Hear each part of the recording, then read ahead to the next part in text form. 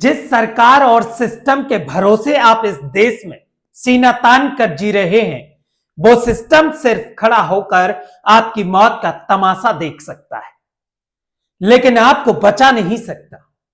युवराज और मौत के बीच चंद मिनटों का फासला था और सामने जो सिस्टम खड़ा था वो युवराज की मौत का इंतजार कर रहा था। मैं ऐसा आज इसलिए कह रहा हूं क्योंकि एक 27 साल का युवराज धीरे धीरे पानी की गहराई में समा रहा था, लेकिन पुलिस, एसडीआरएफ और दमकल की टीम उसकी मौत का तमाशा देख रही थी।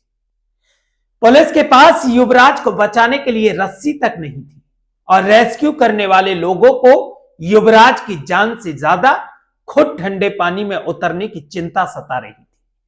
27 साल के युवराज की कहानी इतनी दर्दनाक है जिसे सुनकर आपके रोंगटे खड़े हो जाएंगे, लेकिन आज आपको यह कहानी सुननी होगी और इस देश की सरकार से सवाल करना होगा कि आखिर कब तक जनता सरकार और इस सिस्टम के लापरवाही की भेंट चढ़ती रहेगी। कल्पना कीजिए, एक 27 साल का युवा पानी की गहराई में डूब रहा है। सामने उसका बुजुर्ग पिता खड़ा है। बेटा अपनी जान बचाने के लिए चिल्ला रहा है।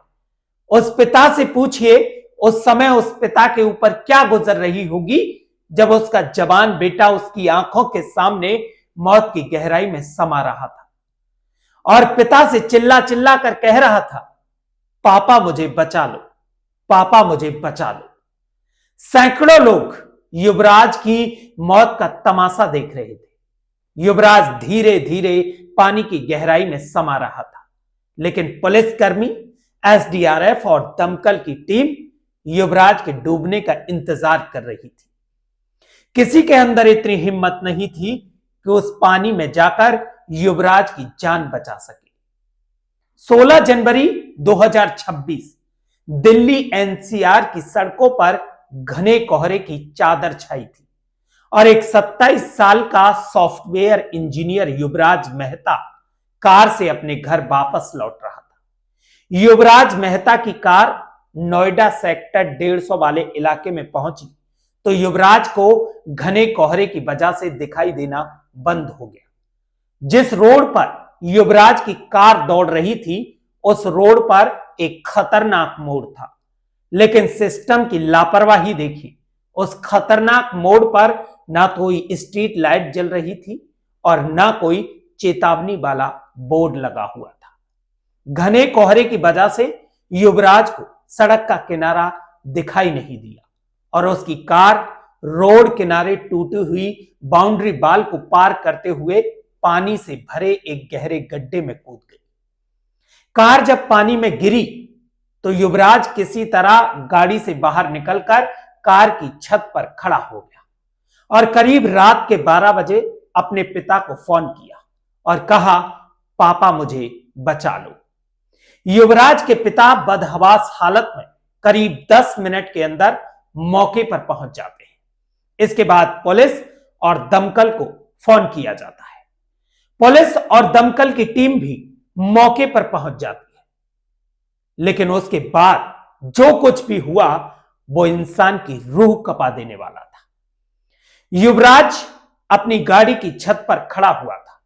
उसने अपने मोबाइल की टॉर्च जला रखी थी और अपनी जिंदगी की भीख मांग रहा था, लेकिन सिस्टम के जो लोग युवराज को बचाने के लिए पहुंचे थे, जिनके पास रस्सियां तो थी लेकिन उनकी लंबाई इतनी नहीं थी कि वो रस्सियां युवराज तक पहुंच सके। युवराज के पिता पुलिसकर्मियों के पैरों में गिरकर अपने बेटे की जिंदगी की भीख मांगते रहे, लेकिन वर्दीधारियों ने ठंडे पानी और गड्ढे में सरिया होने का हवाला देकर पानी में उतरने से मना कर दिया।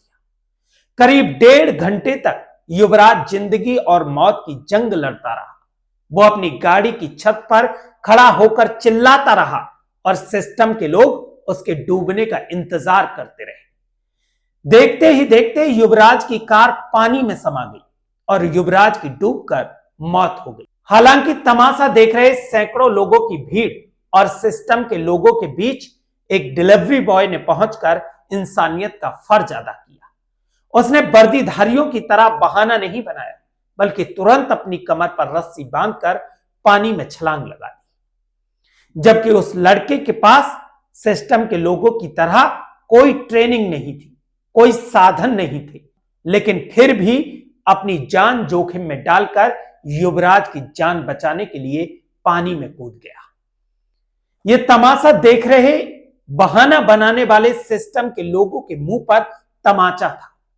डिलीवरी बॉय ने युवराज को ढूंढने की तमाम कोशिश की, लेकिन युवराज का पता नहीं चला। जब युवराज जिंदा था तब प्रशासन के लोगों के पास न युवराज को बचाने के लिए रस्सी थी, न नाव थी, न गोताखोर थे। लेकिन जब युवराज की मौत हो गई तो प्रशासनिक लोगों में हड़कंप मच गया। मौके पर एनडीआरएफ की टीम आ गई, गोताखोरों की फौज उतार दी गई। ये जो तत्परता युवराज की लाश बाहर लाने के लिए दिखाई गई, अगर यही तत्परता युवराज को बचाने के लिए दिखाई गई होती तो आज शायद युवराज हमारे और आपके बीच जिंदा होता। सुबह 4 बजे पानी के अंदर से युवराज की लाश को बाहर निकाला गया, पोस्टमार्टम कराया गया तो रिपोर्ट में फेफड़ों के अंदर गंदा पानी भरने की वजह से युवराज की मौत की पुष्टि हुई। युवराज की मौत एक साधारण दुर्घटना नहीं है, बल्कि सरकार के लापरवाह सिस्टम द्वारा की गई एक हत्या है।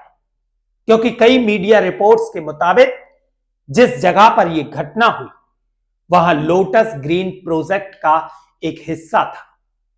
यह जमीन आवंटन से पहले सीबीआई जांच के दायरे में थी और भ्रष्टाचार के चलते यहां काम को रोक दिया गया था। इससे पहले भी यहां घटना हो चुकी है, लेकिन प्रशासन ने अपनी आंखों पर काली पट्टी बांध रखी है। आज युवराज की मौत उस लापरवाही का नतीजा है, जहां भ्रष्ट अधिकारियों की वजह से बिल्डर नियमों को ताक पर रखकर अपने मंसूबों में कामयाब होते हैं और भ्रष्टाचार अधिकारी मोटी रिश्वत खाकर खामोश हो जाते हैं और उसकी कीमत लोगों को अपनी जान देकर चुकानी पड़ती है।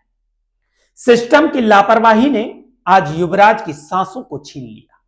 इसलिए मैंने शुरू में ही कहा है, अगर आप सिस्टम के भरोसे सीना तान कर जी रहे हैं तो सिस्टम के पास सिर्फ आपकी मौत का तमाशा देखने के सिवाय दूसरा कोई चारा नहीं है।